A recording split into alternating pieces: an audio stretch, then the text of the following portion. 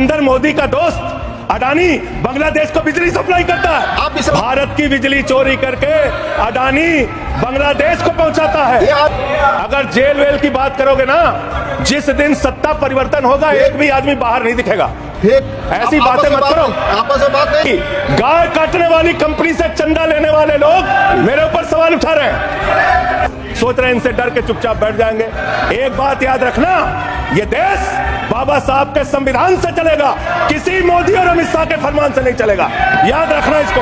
प्रभु श्री राम है, आपने उनके लिए गाना बना दिया। जो राम को लाए हैं हम उनको लाएंगे। बताइए आप, यहाँ पर बैठा हुआ कोई व्यक्ति क्या इस हैसियत में है कि वो राम को ला सकता है? नहीं, भगवान श्री राम हम सबको लेके आए हैं। भगवान इंसान को लेके आता है, कोई इंसान भगवान को नहीं ला सकता। कि तुम्हारी पोल पट्टी खोलने लग जाए तो क्या हो, तुम्हारी पोल पट्टी खोलने लग जाए तो क्या हो, अगर मंदिर की मूर्त बोलने लग जाए तो क्या हो, बताओ ब्रह्म बेला में जहां तुम पाप धोते हो वही सरयू का पानी खौलने लग जाए तो क्या। अयोध्या हारे आप, जहां जहां से प्रभु श्री राम गुजरे थे वो सारी सीटें आप लोग हार गए। 1925 की संस्थाएं 100 साल हो गए, 100 साल पुरानी संस्थाएं, वहां से निकले आप।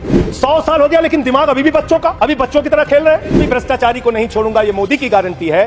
सारे भ्रष्टाचारियों को बीजेपी में शामिल करूंगा, ये प्रधानमंत्री की गारंटी, ये गारंटी है आपकी।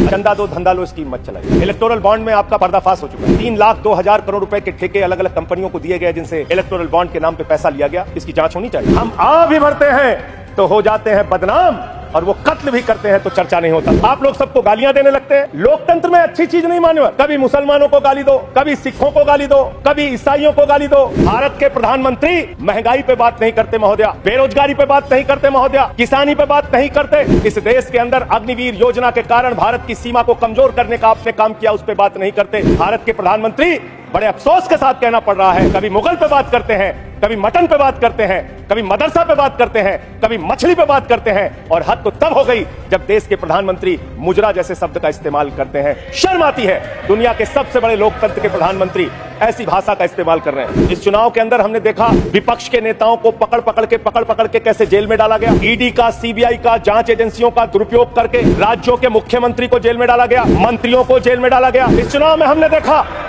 हमारे दिल्ली के मुख्यमंत्री अरविंद केजरीवाल, उनको चुनाव से पहले जबरदस्ती पकड़ के जेल में डाल दिया गया महोदया। और मुद्दा क्या बनाया? तथाकथित शराब घोटाला। आज मैं आपके सामने इस सदन में बताना चाहता हूं महोदया, शराब घोटाला किसने किया? शराब घोटाला शरद रेड्डी से 60 करोड़ रुपए की रिश्वत लेने वाले भारतीय जनता पार्टी के लोगों ने किया है। आप लोगों ने इलेक्टोरल बॉन्ड के जरिए चंदा लेने का काम, रिश्वत खाने का काम, भ्रष्टाचार करने का काम किया है। शराब घोटाला तुमने किया है। शराब घोटाले की बात करते हैं महोदया। दिल्ली के मुख्यमंत्री को ईडी कोर्ट ने जमानत दी महोदया।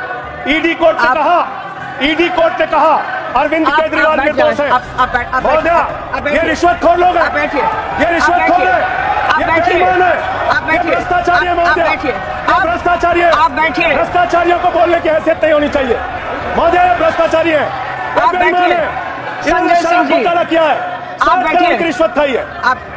मेरी इन लोगों से सहानुभूति है। सुनिए, आप सुनिए। मैं सहानुभूति रखता हूँ इन लोगों से। सुनिए, कृपया सुनिए। रिश्वतखोर लोग हैं सर महोदया, ये बेईमान लोग हैं, ये बेईमान है, ये भ्रष्टाचारी है महोदया, ये रिश्वतखोर है, ये डाकू गब्बर सिंह है, ये डाकू गब्बर सिंह है महोदया, डाकू गब्बर सिंह। आप अभी बैठिए। सोचते हैं कि आप अरविंद केजरीवाल को जेल में डाल के, सिसोदिया को जेल में डाल के, सत्येंद्र जैन को जेल में डाल के, संजय सिंह को जेल में डाल के हमारी पार्टी को खत्म कर देंगे।